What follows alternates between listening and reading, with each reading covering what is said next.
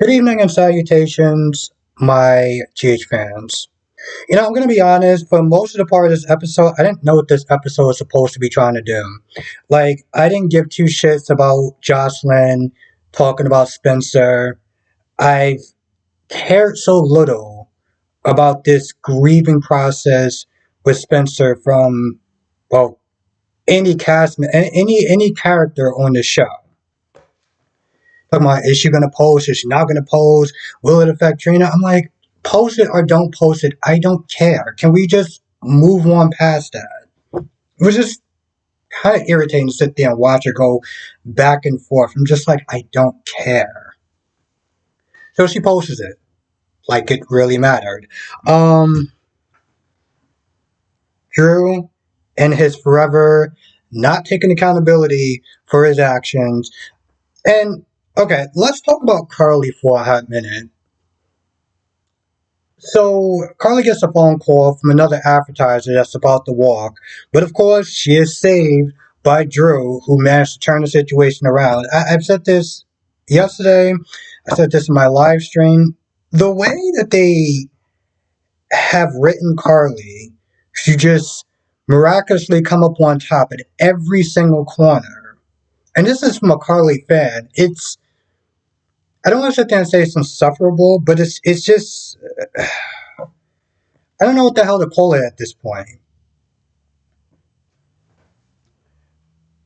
I guess it is a little kind of insufferable. I guess we could sit there and say that. It's a little kind of insufferable because Drew was able to sit there and save the day and got the advertiser back. And I'm like, okay, whatever. But he does sit there and talk about how he wants revenge on Nina because Nina did this to him and Nina did that to him and why. I'm just like, does anyone even care at this point? I mean, I know people don't like Nina. I know there's some people that don't like Nina. But which one do you not like more? Do you not like Nina or do you not like Drew constantly whining about what Nina's done to him? Even though it's what he done to himself, but whatever.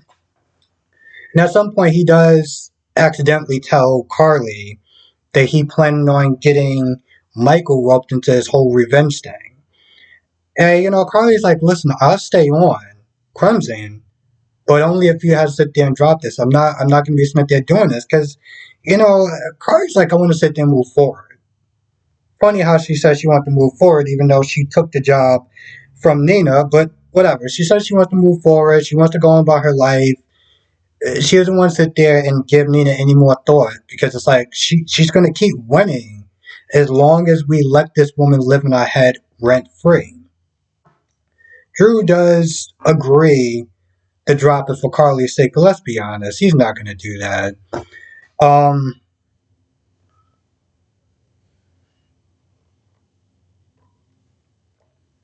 found it very laughable that Michael had to sit there and knock on the door on his own goddamn property. I was just like, what? Like, what are you doing? Um, he was like, oh, I was contemplating, should I knock on the door? Should I not knock on the door? I was like, anyway, Willow talks about how they're going to slowly start to rebuild their trust and all this other stuff that I'm pretty sure no one cares about because I don't think anyone, I think most people do not care about Michael and Willow. The consensus is that they are both just boring as hell together.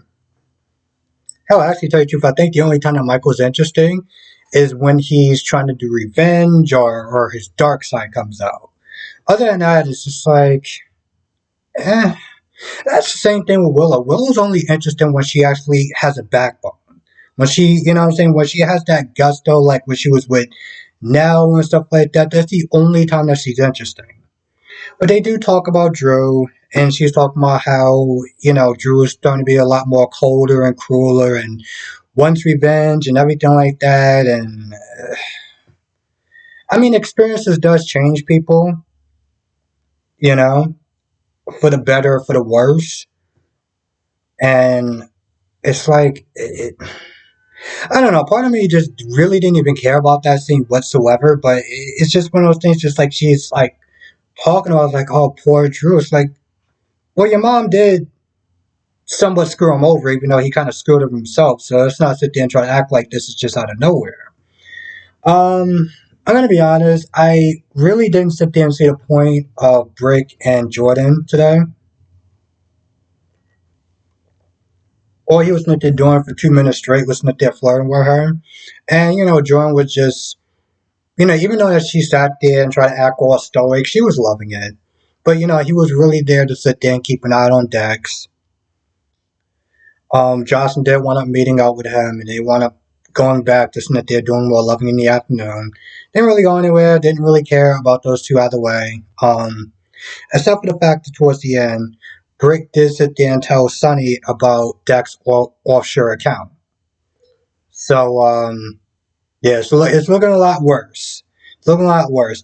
Finally, after a whole year, Sonny's finally going to know the truth about what Dex was doing and Michael was doing. And the fact that it took a whole year is, I don't know what the hell to say about that. Spinelli acts like his usual insufferable self. Um, Cody's being way too nice to him, trying to help him out as far as getting back with Max, even though Spinelli's like, no, we're just friends. We try to make it work once, and we're just cool being friends. I'm like, bro, just... I don't know. Part of me, again, I don't know what this episode was trying to do. I don't think this was the worst episode, but it definitely was not the best, especially for a Friday's episode. Anyway, Cody gives him some pointers and even agrees to lose the match between. Um, I have no idea who was actually on each other's teams. I think it was Cody and Spinelli. But anyway, he agreed to lose, even though I actually gave him some pointers, and it did work out. And Spinelli was happy, so I guess that's kind of cool. I don't know. It's just every time he's with Cody, like, here's the thing. I get his initial anger with him. When he first met him, he did try to blackmail him. Well, he did blackmail him, right? But ever since then, he's been, for the most part, pretty stand up. And listen, I get grudges. I do. But having to sit there and constantly act like this whiny, annoying little child, it's just like, it just begins to become insufferable scenes. And I think that's one of the biggest problems I'm having with Spinelli right now. It's like every time he's with Cody, he starts whining. It's just like, I don't like you, and it's like, God, seriously, bro. I don't know. For a man, it's just way too much whining. It's just way too much goddamn whining. Now the scene between John and Sonny, John brings up the past about their history with Kate and Stone and everything like that. But John's like, listen, as much as I want to sit there and see you pay, I'm here to help you. You just got to cooperate with me. You stonewalling and people getting hurt because they're in your line of fire just because you're in the room is a problem. So it's like, if you don't want to help me for you, at least help me to sit there and protect the people around you. But Sonny's like, I'm good. I don't need your help. I don't work with the feds, and yeah, I'm good. So he pretty much just stonewalls him the whole time. John leaves with nothing. At least you could sit there and say he tried.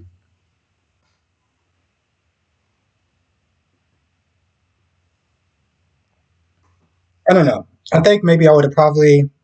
I don't know if I would appreciate it more if I knew what was going on back then. Like if I was there to sit there and watch this whole Jagger versus Sonny, this whole animosity stuff and everything that Sonny did to like Kate and Stone and everything like that, I might have a bit of a different feeling.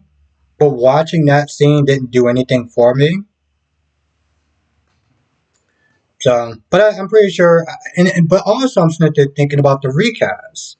Maybe people didn't, let me know in the comment section. Did you actually feel something or did you not feel anything because of the recast? Like, if it was the same actor, would you have been like, oh, I'm enjoying the scene a lot more? Or let me know in the comment section below.